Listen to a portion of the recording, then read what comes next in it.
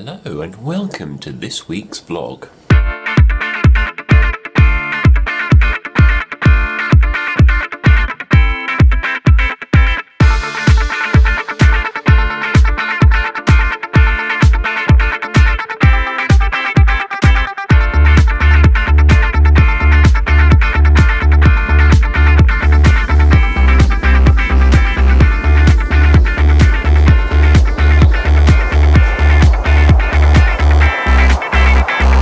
David is playing his way through Assassin's Creed Black Flag. If you've seen this game, you'll know, of course, that it is the pirate version of the Assassin's Creed franchise, which, although I'm not really a video gamer myself, I like to watch him play video games just because it's almost like watching a motion picture, to use a rather grandiose term, except, of course, you're in control. Now, one of the major features of the Assassin's Creed Black Flag iteration is the presence of sea shanties, and they are quite catchy. There is at least one in there that I do know, which is "What shall we do with a drunken sailor?" and so on. But there are a couple of other ones that I'm actually starting to grow on me, and recently they've started to get in my head. One of those in particular is something like "Way Susanna," something like that. Sounds like a Weight Watchers meeting, to be honest, but no, it's way as in way a ship, which is a different sort of way, I assure you.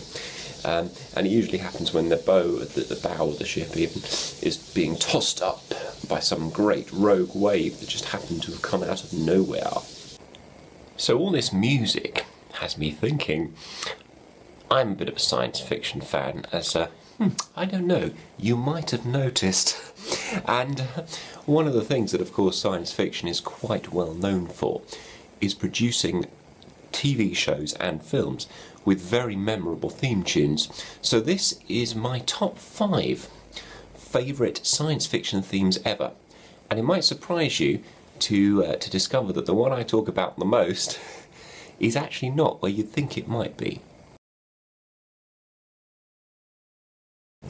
Kicking off this quintessential quintet, this fantastic 5, is the unforgettable theme tune from that wonderful science fiction mishmash of the BBC, Blake 7, the show that at times just couldn't quite decide what it was really trying to do. But the theme tune at least does. Created by Dudley Simpson, it's a wonderful, clashing, banging, walloping combination of jazz beats, drum beats, the rather sort of archaic sounding cabinet organ, or I believe it's also called a Hammond organ, brass flares, and then let's not forget the jazzy end credits that accompanied season 4. Blake 7 is one of those gems that will one day be thought of with the same high regard, I think, as Doctor Who, especially if they reboot it, and they keep saying they're going to, but I still haven't seen it on TV yet in a new form.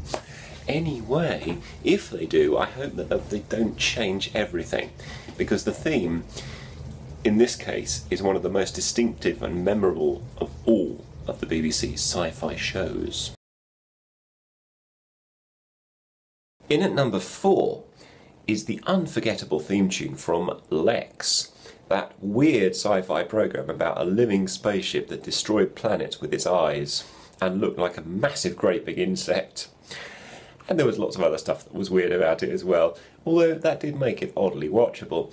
But at least some of the seasons have as their opener, or mixed in somewhere in the story, the yo-way-yo chant, which goes something like yo-way-yo, hum-ba-ray, yo-way-ra, ja-hum-bran-and-G, and so on. And just in case you're wondering, the Brun and G are the race from which one of the lead characters in the show comes. And that song is his war song.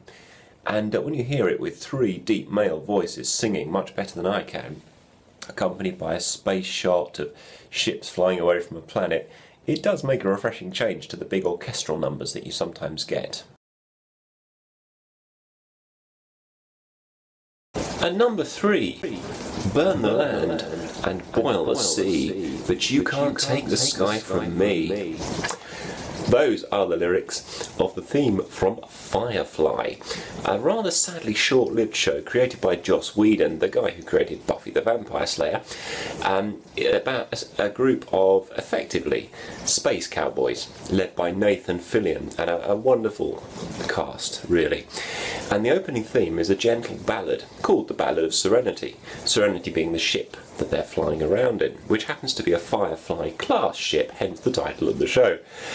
But it's sung in a very gentle, very soothing sort of style. There's no great big thundering guitars or drums or anything really. It's very folksy, and it sets the theme for the whole show. It's very sort of rustically inclined, as Eric Idle might once have said. It's a very sort of soporific theme tune. The only sad thing is that I've tried looking for a long version of it on YouTube, but there just doesn't seem to be one. It isn't not a particularly long piece of music, but isn't it always the way that the good ones are often the really short ones? In at number 2, remixed a great many times since 1963, it is arguably the most recognisable television series theme in the entire world. It starts, as many themes do, with a dum-de-dum, dum-de-dum, dum-de-dum, dum-de-dum, dum-de-da-de-de. Do I need to go on? You know what this is, don't you? It's of course the Doctor Who theme. Composed originally by Ron Greiner, set to music to the original composition by Delia Derbyshire of the BBC's Radiophonic Workshop. The same melody of this show has been carrying it through all the way since 1963, to the point where whenever you hear that music, and you're a Doctor Who fan, it does a thing to you that's difficult to describe. I'm sure the Doctor could. But even if you're not a Doctor Who fan, you instantly know what it is. And if you say to people, sing the Doctor Who theme, the interesting thing is, the bit they always do is da-da-da-dum, dum-da-da-da-da-da-dum, because it has a kicking bass line. It really does. Now, don't get me wrong, there have been some decidedly iffy remakes of it. Not all used on the show. One of the least liked is actually the version used for the Sylvester McCoy era, going from 1987 to 1989. And in that 3 years, the theme tune was redone with synth. It lost arguably some of the thumping bass that the previous versions had. Even the Peter Howell version that was used in the 1980s and first came into its use in Tom Baker's last season. But I have to say that they're moving it back now with the modern series to sort of what it used to be, because at the start with I thought, no, this is very orchestral and this is very nice, Mr. Eccleston, your Ninth Doctor, but I like the synth with the kicking bass and the sort of dark overtones, and of course the latest Matt Smith theme has exactly that, clashing notes that slightly fade away to the ear.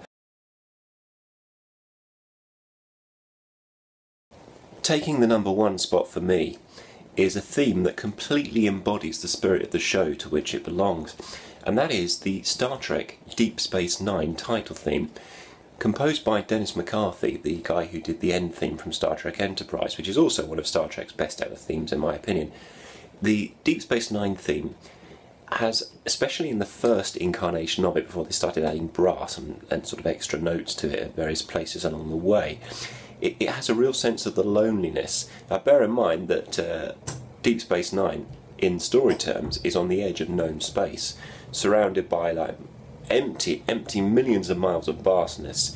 This big wormhole beside it, through which lots of nasty aliens come, gets embroiled in a massive great big war, and lots of really high, epic, dramatic stuff happens. And that really is embodied in the theme. It's a slow theme, and I think slow themes are often better than fast ones. Next Generation, of course, has the high energy dum diddy dum dum dum dum dum diddly dum, which itself is a reworking of one of the fanfare themes used in the original Star Trek movies. But Deep Space Nine is at least a minute or two longer, the theme that is. And combined with the graphics and the very slow, sweepy movements that they do around the space station, with the names coming up on screen, it just works, and it sticks in your head surprisingly quickly. Speaking of stars, I've continued my journey of discovery with my Celestron telescope, And I've graduated now from just looking at the moon and Jupiter, as amazing as these objects are, to looking at the stars themselves. Now, looking at the stars is a little bit trickier, as you may know if you ever have sort of been experimenting with a telescope, getting it to focus on the right spot in the sky. A little bit easier when you've got a computerized system like mine has, but last night I was looking up at Orion, which is one of the biggest constellations in the sky, and one of the most easily identifiable. And right up in the top left-hand corner is a little star called Betelgeuse, or Betelgeuse as some people like to call it. It is, I believe, a red giant. Massive, massive star, much, much larger than our own sun. And the really amazing thing is that through a telescope you can actually see a red tinge to the star. Admittedly, you need to have a proper clear night to do it, but it is something else. And there's another constellation, actually it's not really a constellation, I don't know what you really call it, an asterism maybe, a group of stars anyway, at the very least, called the Pleiades cluster. There you go, cluster. And the Pleiades cluster, if you go to where Orion is in the sky, go sort of diagonally up as if you were following his arrow past Taurus, which is my constellation, it's my star sign, thank you very much. You have to go past Taurus to get to Pleiades. And there are Pleiades, 14 little stars to the eye, but there's probably a lot more than that in a very closely grouped cluster. When I say very closely grouped, of course in space nothing is very close to anything really, but it's just that distance and perspective and so on make them look like they're really next to each other and touching each other, having one of those little buddy cuddles that they have when they do like an advert for a show in the US. So yes, I feel there's a lot more exploration to be done. I still haven't seen Mars, and I still haven't seen Saturn, and those two planets have got to be worth having a look at through a telescope. Well, I've got to dish up some balls now. Meatballs, of course.